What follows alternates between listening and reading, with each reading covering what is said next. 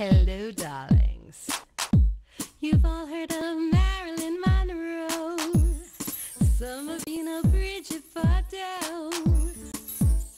Well, now it's time for the Cognac Show. I said cognac, ooh, ooh. I said cognac, ooh, ooh, ooh. I'm a bubbly blonde, fabulously dressed.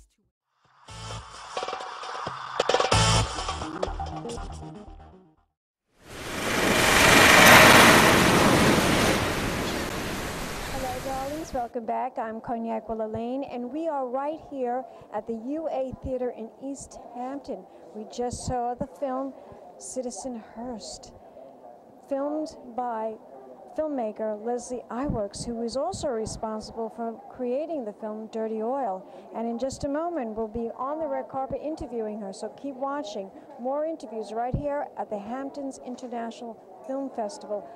20th Hamptons International Film Festival. Big champagne kisses.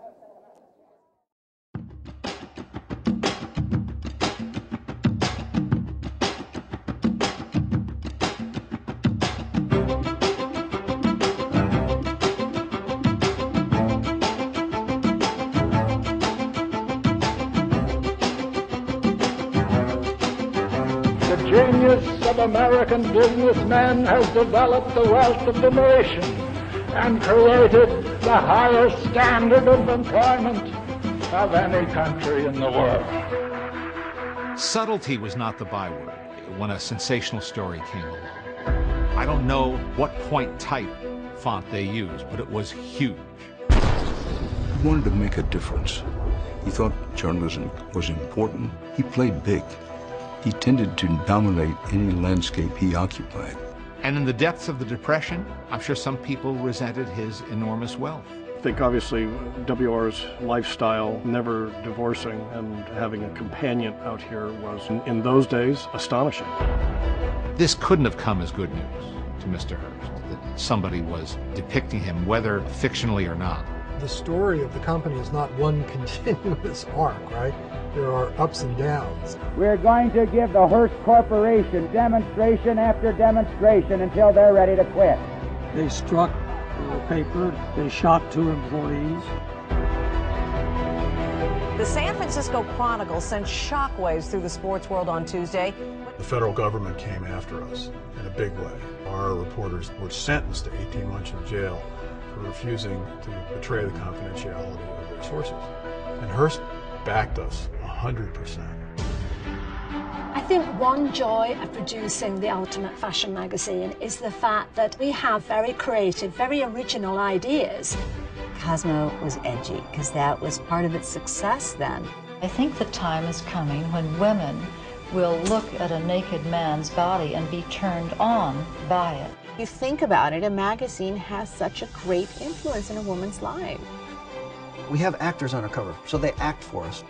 Ah! In your face! There are more ideas that we have than pages to put them on. We were the laughing stock of sort of the sports television world. The leap of faith and the patience, the tenacity, and the vision is significant. How do you describe creativity? The ingredient that we kind of in our language here is the ability to know good when you see it.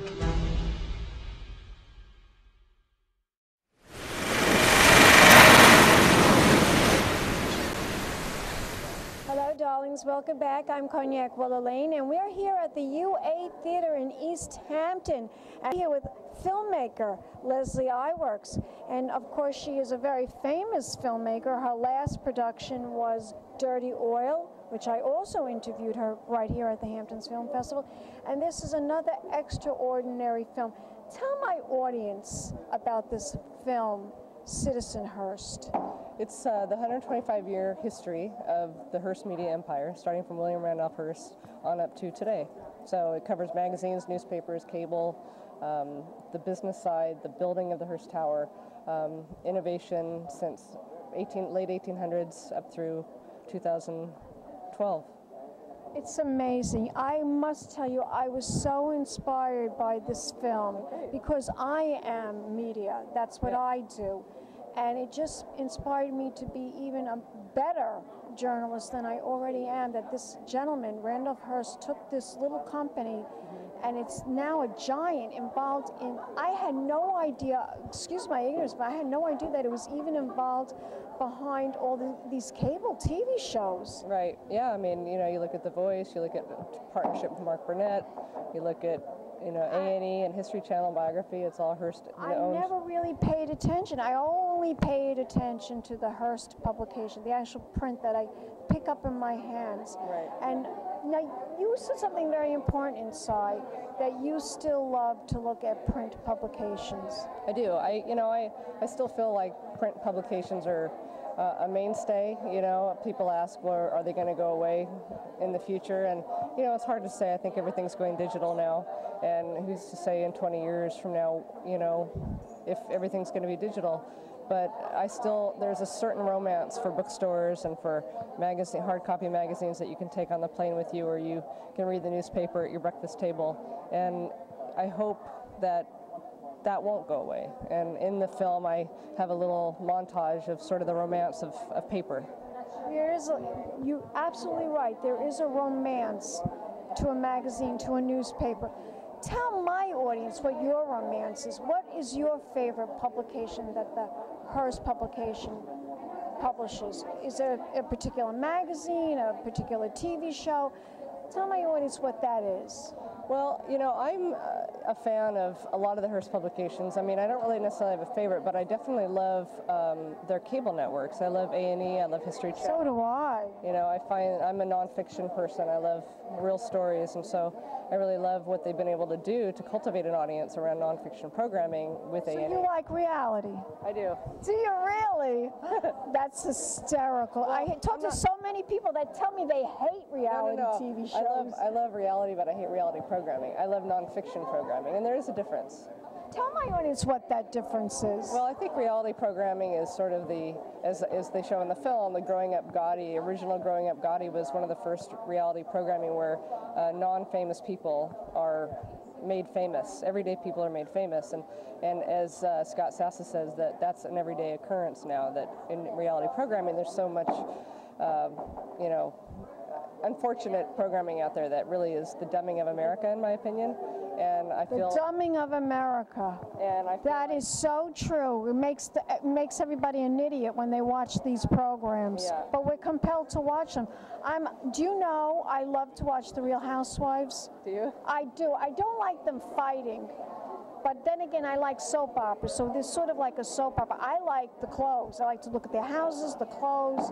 So, but yeah, and I think that you know, there's certain programming, like I say, the Hearst programming is far above a lot of that programming. Absolutely, you know, it's more education. It's not necessarily reality. It's nonfiction. It's History Channel. It's biography. It's true life stories told in a very compelling way. And also what they do with, say, you know, well, swamp people and things like that, they're fun. You know, they're fun stories. And I think there's a gradation of different types of reality shows. But primarily, in my opinion, I love Hearst cable because I find it a lot more intellectual than some of the other networks. So to me, you know, it makes you think. Yeah. We want people to think. Right. And I want you to tell my audience where we can go to find out more information about this very compelling film that you've just created. Where can they go on the internet to find out? You can go to www.leslieiwerks.com/Citizen Hearst. So if you just go to leslieiwerks.com, it's LESLIEIWERKS.com, you can click on there and you can see the site. Thank you so much, Leslie. Thank you. And we'll be back in a moment, darlings, with more interviews right here at the 20th anniversary of the Hamptons International Film Festival. Keep watching. Pink Champagne Kisses. Hello, darlings. You've all heard of Marilyn Monroe. Some of you know Bridget Bardot. Well, now it's time for the Cognac Show. I said Cognac